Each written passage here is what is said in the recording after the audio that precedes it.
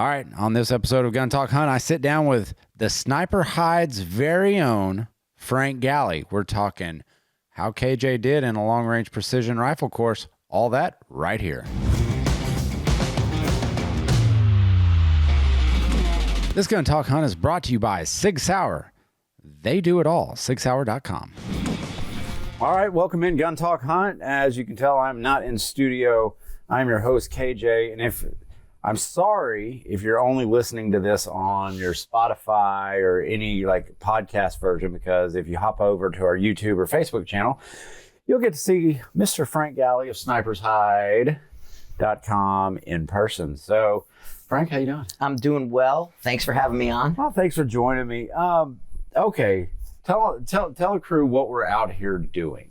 So we're doing a precision rifle class with CR2 at Bridle Iron South at Mellon Creek Ranch here, Refugio, Texas. Refugio. You see, I was Refugio, yeah. But everybody says it different. Yeah, I was like Refugio, and then I heard someone say Refugio, yeah. Refugio. I'm like, well, there's no R in it. Right. After it's REFUGIO, right? Yes. Refugio. But anyway, we're out here. We're taking a PR1 course, and why? Oh, so you're a part of CR2. No, I'm not. But you're not. No, I'm not. I'm just friends with them. And what it is sort of as the OG of the precision. You get labeled I get invited to a lot. And early on with Chris and Chris, when they had come out of the Army and started CR2, and like he had said in class, I labeled them CR2. Right. In a conversation, I was like, man, Chris and Rance and Roberts, and man, you're like CR2 squared. And that's stuck for the name, you know? That's a good name. It is. And I'll be honest with you, I don't know Chris.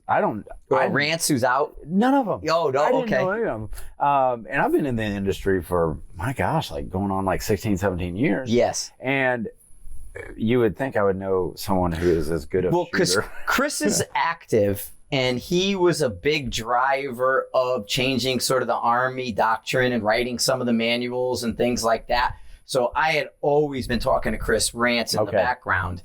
Roberts, I just recently met, and then through his work with Rance. And then when because Chris Roberts got out before Rance, he's still in. And so then I got together with Chris. Well, when they created CR2, there's a transition for guys who come out of the military. They're used to 12 weeks to talk to you. Right. Now they have 2 days. And so part of it is I would help edit their programs and look at them and say, you know, this is talky. This is a way civilians go. Now we don't really do that.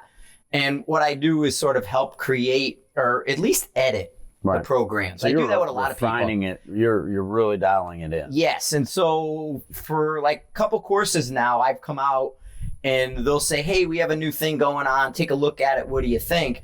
And then with this course, because they were doing the night, they asked if I wanted to come back down. And we were going to do the combination that you saw today where I'm considered the fundamental guy. So coming out of the Marine Corps is very fundamental driven. And so, you know, Fundamental Frank is kind of a nickname they'll say. But a lot of things is comp now. Right. So you'll go to competitions, and competition train-ups are very different than learning marksmanship. So I sort of come in to hone the marksmanship and then transition them into the off your belly, the competition, and some of those other skills. And it's, man, and we're really in day one. We're kind of learning I'm learning the way around the Savage 110 Ultralight, which I'm using, which is a whole bag of worms we need to open up, and why I'm doing it. Because it's just a process. Because my goal is I've got a big hunt coming up, and I want to get intimate with my guns. Right. You know, and that's kind of what you do when you're going to a match or something like that, when you're building up. Well, if you think about it, the comp guys, nothing is an event. It's a process. They're gathering dope. It's an event. They're doping their rifle out. They're getting smaller and smaller targets to fine tune that dope. Then they're putting into their electronics. Then they're testing that and fine tuning their electronics to make sure they can hit a sub MOA target. Right. And they got heavy, long barrels. They can shoot the heck out of them. And it's just more and more and more. Take the hunting world now. It's less. Because one, because it's a shock to the system because it's usually some type of Magnum. You're in a 270, so a little longer. And ouch. Yeah. And usually now you go to a pencil thin barrel and you really, really have to manage them. Okay, so I do a lot of classes. I've done close to 800 students in just Alaska alone. Wow. Just Alaska, nowhere else. I mean, talk about all my other students. Down here in Texas, I've probably done more. Right. But Alaska, I've done over 800 students. Alaska's unique in that every other student is going to show up with some variation of a hunting rifle. Okay. And one in Alaska, you're heading up that way. Yes. They shoot dinosaurs. Oh, yeah. They're huge, okay? Well, they need big calibers. Yeah. And they're very averse to shooting big calibers. So in our class, we will get these hunting rifles in. And I happen to think, like, one, I have words on hunting rifles, but let's just take the pencil thin barrel without modernizing it. Because our hunting rifles are stuck in 1958. They've never left 1958. And I deal with that on a daily basis in my hunting rifles. And even the scopes, like the majority of scopes are stuck in 78. And then when you got a guy who's really tuned in and he's doing everything right, he's up to 98. He's still behind. Right. So we get them in class and they want to become intimate with their rifles. They want to shoot them. It's a different process for them. And one, I won't let you shoot over 3 rounds. Even if you miss the plate, I'm coming back to you. Yeah. And if I have a chamber cooler, I'm putting a chamber cooler in. Yeah. Because those like to be colder rifles. And it's not so much heat. Heat's our enemy, but it's not heat like people think. Because people think a cold bore shot is cold and then hot. Well, most of our rifles, unless you have a problem, our shots don't walk. Okay. It's good or bad. That's usually us. It's usually, this is where it shoots and then our group is over here. Well, that's not a heat thing as much as people think as a stress in the barrel. That is activated by heat. Right. But how often do we want to find an excuse? Right. I mean, we always want excuses. That's human nature. Yes. And so if you manage these rifles and you work these guys, like slowly, they'll learn to shoot them better and they'll get better. Like I said, we see so many hunting rifles. I'll have guys, the first shot is always dead on where they want it to be. It's perfect. The second shots might be off a little bit. Yeah. But then I'll stop them. I'm like, dude, that's 2 hits. That's 2 kills right where you want them. End of story. Don't shoot any more. You're good. But then you'll get a guy, the first one's good. The second one's off. The third one's good. Yeah. We need to fix that guy's fundamental because he's recoil averse. You know, so then we have to work on that guy. Where personally, I think today, sort of the rifle you're shooting, I'd want to modify some things. Yes. But, okay, let's take just a Tikka 270. Okay, because to me, I think the best platform out there, new shooters, want to grow into it, want to do want to adjust as a Tikka. They're not expensive. They're excellent accuracy-wise. They're a little slow on muzzle velocity with the hammer forge, but they're accurate. I'll take accuracy at that point. Tikkas come with a little heavier barrel, and you get them threaded. You put a suppressor or a brake on that, a real ported brake, now you got manageability. Now you can shoot 5 rounds in a string. Okay. You might not want to, but 3 is going to be no problem. Yeah. And we find that Tikkas are really successful, but moving people into that hunting system that way, but managing the student, still letting them get through a course, still making sure their dope is good. And tomorrow when you guys see Weaponized math, you're going to see how with the right person, and that's not a brand new shooter, I can dope them with a brand new gun with a caliber I've never seen before. You can come up with the craziest wildcat ever. I will dope you from 200 to 1,000 in 12 rounds. Really? With Weaponized math. Okay, so I've been hearing a lot about weaponized math. Yes. I've been hearing about that when I got here. Like it's kind of a buzzword around the camp. Talk a little bit about how you come to that. And it was my partner Mark who came up with it, and then we refined it. What we basically did is we doped gravity. Nothing else. There's no other input except your previous yard line. So 200 yards, you're going to shoot 200 yards. Guys can either put 2 MOA on the gun or half mil. 2 MOA, half mil is going to get you where you want. Well, if you double that, it's going to get you to 3. Right. And you're going to be really tight and good at 3. You'll fine tune it to be perfect. Well, once you have your 300-yard hit, say it's 1 mil. Right. Maybe it's 5 MOA, whatever, 4 MOA, right?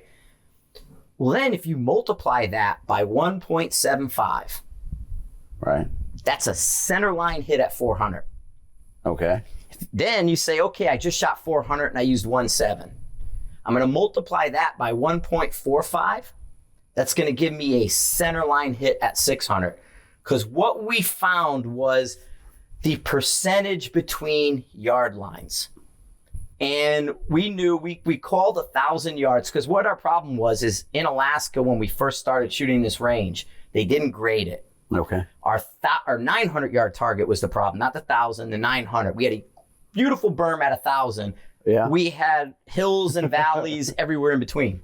Right. The 900-yard plate was placed using a pickup truck bed. No So kidding. 2 people stood in a bed of a pickup, held the plate up. 2 more people put the legs up to the side to attach it. Then you drove the pickup out from under it. But when you looked at it, it looks level. Right. So if you missed, it was in dead space. And we're like, what do we do? Yeah. So now we're fighting with people. So we ended up for 3 classes of 16 students each, we collected all your dope. Okay. So every gun, I could have a 270, 308, 6.5 Creed, 6mm of whatever variation. I have a 300 Win Mag. I got a 338. I have a 300 Rum. Ugh. All of it on the line. Yeah. And and they're asking me for dope. And I'm like, add a mil, add 0.8. Well, Really? we're kind of all over the place, but that's what it usually comes out to be. So Mark then gathers 3 classes of 16 students' data, takes it home. Okay. He lives in Alaska, so winter for him is gone. Yeah. He sits down with a bottle of whiskey and he lays all this dope out with a spreadsheet. And he starts looking at the percentages with no input. Well, come to find out, a 3378 drops the same between 1,000 and 900 as a 308, as a 6.5. Percentage-wise, the percentage of drop are identical. So Amongst all of them. All of them. So all we did was add a multiplier to equal our percentage of drop. Right. And now we have a single sheet of paper that any caliber that's zeroed at 100 yards, this is an entire ballistic calculator on 1 page. That you can dope any rifle. There's no inputs. No bullet weight, no muzzle velocity, no sight height. That's what it is. It's just, I hit 1.0 at 300. I'm going to multiply it by this. This is what I'm going to hit at 4. If I hit this at 4, I multiply it. I'm going to hit this at 5. And it goes all the way out. And so it's really simplistic. And now we do 2 different things with that.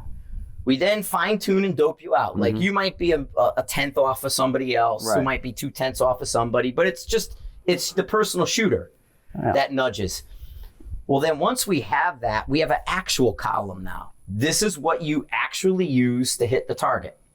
Well, then I sit you down, grab your software, and I just match it. You just match it up. Yeah, so I go to 600. Applied ballistics. Yeah, I use applied ballistics. I go to 600 yards. I put 600 yards on my applied ballistics. I spin my muzzle velocity until my actual on my weaponized math matches the actual on the Kestrel. So at 600 yards, it's muzzle velocity. I'm spinning it. It's 25 feet per second per tenth. Okay. Got that. Now I'm going to check my 8 or 1,000. Do they match? No, my 1,000's 2/10 off. So I'm going to take my BC and I'm going to roll the middle number on my BC till those 2/10 match. Because I don't corrupt my lower with the BC and I'm not changing my muzzle velocity. Once the BC, I just gave you a custom BC for your rifle. Yeah. Once that matches, I'm done. You're done. End of story. My software's finished. And so that's what we do with math. And there's no inputs. There's no 12 because most software has 12 inputs. Right. You don't need any of them. Really? All you do now, when I go and I do it, I have to put those in. But then I'm using placeholders for muzzle velocity. Okay. I don't care what your muzzle velocity is because the software is going to change it anyway. Yeah. So I use for a 308, 2650, put that in as a placeholder. For a 6.5 Creed, 2750, put that as a placeholder. Wow. For a 6 Miller Magnum, 2850, put that in as a placeholder. Jeez. I'm done because I'm going to scroll it anyway. Yeah. So all I do is that, and then I go in. So I hack the applied ballistics to work for me. And then because I'm changing for the guys on YouTube, most software wants you to do muzzle velocity, muzzle velocity, muzzle velocity. Well, I want to do muzzle velocity BC, muzzle velocity BC. I want to balance the curve. And then when I travel now, because I live in Colorado, when I come down here to Texas or I go to Florida and shoot, I don't want to retrue my software. Right. By balancing that curve, I find the less need, even in big swings, to retrue my software. It's good. That's fascinating. That's fascinating stuff. We're going to jump in here real quick with a word from our sponsors, and we're going to get back, and we're going to talk about Sniper's Hide. Sniper's Hide. Yeah. Okay. That's your deal. That is mine. Do you want to experience Sig Sauer? I mean, like really experience, like in the weeds? Well, SIG Freedom Days is coming to New Hampshire, October 14th and the 15th. Cost is only $200, but let me look at all this stuff. Okay, you get exclusive access to the Sig Sauer Academy grounds. That's all brand new. The SIG Experience Center, completely brand new. You get to shoot nearly 50 new and existing Sig Sauer firearms alongside world-class Sig Sauer instructors. You get to be one of the first civilians to see the SIG LMG, lightweight machine gun. Now that sounds really cool. You get to meet the SIG shooting champions, Lena Michalik, Daniel Horner, and Louisiana's own Max Michel. You get a lot of stuff here. Now, you must be 12 years or older to attend SIG Freedom Days, but you can register at sigsauer.com.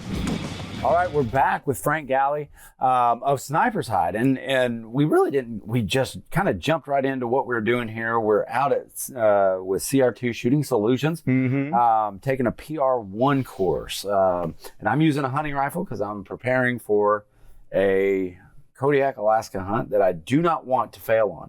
Like, I don't want to fail on this. And you won't. You're hammering. I know, but you know, you want to get intimate with that rifle. You want to know it. Let's talk about your background because we haven't touched on that yet, and usually I lead off with that. We just jumped into all that other stuff. Well, the Sniper's Hide, I started Sniper's Hide, bought the domain and everything in November of 2000. Today it's a forum and has all the stuff, and that became where it is in about May of 2001.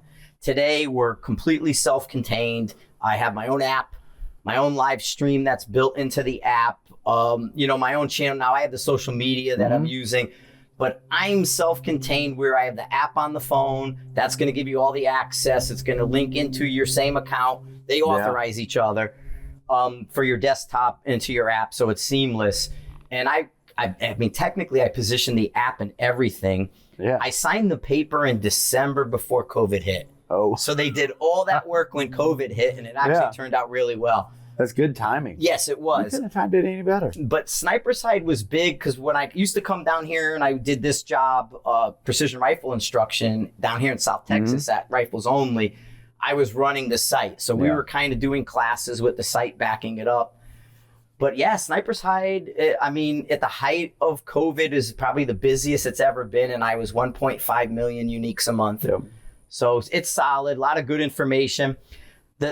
I've reached a point where now we give a lot of stuff away for free. Yeah. You know what I mean? It's a paid app if you want to sell, $20 if you want to sell something, because hundreds of thousands of dollars of gear goes through there. We take $20 or something. But with everything else, like the weaponized math sheets and all the win sheets and all the work that we do and put into different tools, you know, resources, we give away. Well, that's what I think. That's what I use the Sniper's Hide for, is just information gathering. Because it's a good platform for data sharing or just understanding fundamentals and ballistics better. Well, and it's great with the crew that we have. There's a lot of, I mean, people will say, well, it's the forum, it's the internet, it's Wild West, it's, you know, it's insults, it's this, it's that. Yeah, there might be, you know, well, I would say that there's 20% of the information on Sniper's Hide is dead on great. Yep. There's like 5 million posts. Oh yeah. 20% is huge. You know what I mean? And so from that perspective, you have to definitely, I don't stop people from like, you know, if you're a fool, we ain't gonna suffer you. It's like, dude, you're a fool, get out of here. Yeah. We don't need that. And every now and then we'll get somebody who might be a little foolish in the beginning and turns out he's actually pretty squared away. He just didn't know how to word it. And those people will kind of get mentored in. But there's a lot of smart people on Sniper's Hide. And like the weaponized math, I get a phone call 11:30 at night and Mark's like, dude, you got to check this out. I just stumbled on, I think it's going to work. I said, you know, 11:30, I'm in bed. And it's like, hey, dude, I'll put it on Sniper's Hide tomorrow and let them break it. They can't break it. They can't break it. Yeah, so if they can't break it, nobody's going to break it. And so that's kind of how those things work is like, we have an idea, we have a thought, we have something we've seen. Let's go to the Hide and see what they say. And then, you know, the floodgates open and it's like, yeah. Wait a minute, there's a hiccup here. Okay, let's look at that. Let's go down that rabbit hole now. Well, essentially what you've done is you've got, I mean, how many, like, let's go back to the height of the COVID days or whatever it was at 1.5 million unique views a month. You have a potential, let's say, rough estimate, 1 million people look at that going, oh, I wonder if I could test that. And now all of a sudden you've got so many beta testers. Exactly. I mean, that's an unreal amount. I mean, so many products have come out of Sniper's Hide. If you think about it, like the Macmillan A5 stock was born on Sniper's Hide. I mean, I don't know how many scopes and different things. There's different people who say Sniper's Hide drove first focal plane scopes into the U.S. Well, then I need to say thank you. Yeah, exactly. I mean, because it was really Night Force and second focal plane before Sniper's Hide got ramped up. And then I was using Schmidt and Benders. You know, so there's a lot of positives that come out of the Hide. And companies that know how to use it will do really, really well, even if they're not telling you they're using it. Because it's easy for them to see somebody squared away and tap them on the shoulder and say, hey, give me a hand. Yeah. What do you guys think of this? And I'll throw you a product. Oh, yeah. And so that becomes something. And I encourage guys to, like, in the beginning, like Sniper's Hide is known for scope reviews. Right. In the beginning, you'd have everybody and their brother looking at a scope. And I'm like, dude, you're a bay window reviewer. Right. You go to the bay window of your house, you look through it and say, clear as glass, sharp as a tack. I love this scope. Yep. Meanwhile, you didn't shoot it and do anything. No. Now we force you to go out and use it. If you're going to come in the door and say, oh, I got this new scope and look through my front window, it ain't flying. Nope. You know, I find the same thing. Yeah. So, and I'm actually out here testing out a new optic right now. I can't say the name of it yet, but it's from Burris. It's really cool. In theory, like, I love it in theory, but man, it's nerve wracking taking new equipment out. Yes. I mean, anytime someone sends you a new product, it's always kind of like, I don't know, is it going to work? Like, I have 2 at the house right now that won't drop in for another 10 days. New company coming out with 2 new scopes, and I shot the one in the Guardian last weekend to try it out. So it's like I threw it on my rifle, I swapped everything around, put it on my rifle, and went and shot the Guardian match. Because in 10 days, I got to talk about these scopes. And so I want to be... So you want to be knowledgeable about Yeah, them. exactly. Yeah. So you got to go out and use them, shoot them in a competition, play with them, tall target test them, do all the different things that we do, and make sure that we can go out and put the content and that we're saying the right things. Because, I mean, in 10 days, they're going to launch this scope. They just showed up. They don't even know what they're doing with them. Yeah. Because the U.S., they just came here. No kid. Right. So who's testing them? That's fun. Yeah. So they're going to run them on a machine. Yeah. But we want to run them in the field. Yeah. And so that's where they're going to earn their stripes. I mean, it's all field use. I mean, there's no, and companies do that sometimes, is they've got guys in the back and like, oh no, given our previous generations, we're pretty sure this is going to work. Yeah. Yeah. Throw it out to the market. And we're beta testers then. Yeah. And we don't, and so instead. The wolves don't like that. No, they don't. They tear it up pretty quick. And honestly, any little thing can spoil a product. Yep. I mean, I tend to shoot, and it's funny because I shoot a ton of Valkyrie. Valkyrie's like a dead caliber. But we're shooting it out of a bolt action and we love it. I have a bighorn bolt action with my Valkyrie. It's a hammer. Yeah. And shoots little bitty holes. And I just found pallets of 90 grain that Federal dumped. They got rid of it. Really? And it's called seconds now. So out of my bolt gun, the Valkyrie works great. Yeah. But there's a ton of people that'll never go near a Valkyrie. They want a 6 arc. Oh, of course I did. Right. So it's like, these things come and go like that, but then we'll find new uses because they didn't market the Valkyrie to a bolt gun. They marketed it to a gas gun. Meanwhile, you go on Sniper's Hide, there's 10 threads about bolt gunners. Really? And we're all getting, because we're finding how we can match it to the 22 GT by saving money. So we know the guys with the 22 GT are in that 3,000 feet per second and it's working. Yeah. So the Valkyrie and a gas gun is about 26 to 2,700. Okay. Well, if we can get the bolt guns, which we have, we start pushing them towards 29. Really? And now we got them at 2,900 with the 90 grain. And the next thing you know, the Valkyrie works great. Jeez. And so that's what the Hide affords people to do. And it's great for women. It's great for kids. It's great for barrel life and practicing. I've shot the Valkyrie to 2,100. Yeah. I've been accurate with it to 1,200, as far as repeatability goes and things like that. But it's fine. It's just you have to keep up with the wind with it, and you have to know where its changes are, because as it slows down, it becomes a different caliber. Right.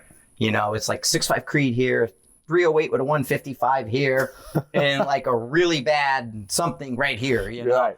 Yeah. And that's fascinating. Yeah. I mean, but that goes to show, like, don't discount calibers just because they don't perform as well in different offerings. Like in the 75 grain stuff, we'll shoot great to 600 is $8 a box. I just got the 90s at $15 a box. Really? Yeah. So I have 4,000 rounds of 90 grain. I paid $15 a box. And I think everybody would give their left arm for $15. $15. Yeah. And I know I'm going to get 6,000 rounds out of that gun. Yeah. So it's like a no-brainer to play with it and to use it. It just goes to show you, don't give up on calibers. No, and I'm a light guy. I like smaller. I like faster. I'm a small guy, so I like the smaller cals. To me, a Magnum is it's like a pro gun. Yeah. Because everybody who shows up with a Magnum are flinching. They're terrible with. They need to be trained up. But everybody at the same time, they want the Savage 338 Axis. Oh, there was a time in the world where everybody showed up with Savage Axes. I'll pass on that one. Because they think bigger is better. Yes, that's right. And, they do. Like I just had a conversation about 300 Win Mag with a guy yesterday. And he's like, well, I have a 6.5 Creed. I'm like, well, then you have a 300 Win Mag. Because ballistically, you're similar. Right. You just don't have the punch in the thing. Are you shooting anything with that? Well, no. No. I'm just target shooting. Well, then why do you need a 300? Why? Yeah, use the 6.5. Yeah. And save your shoulders. Exactly. Folks. Save your shoulders. They hurt. Well, Frank, man, thanks for joining Gun Talk Hunt. Yeah. Guys, get out there. Get out and shoot. Yeah, that's what it's about. It's about learning new skills and becoming intimate with your rifle for your next hunt. As always, keep those muzzles pointed in a safe direction and always be on the hunt.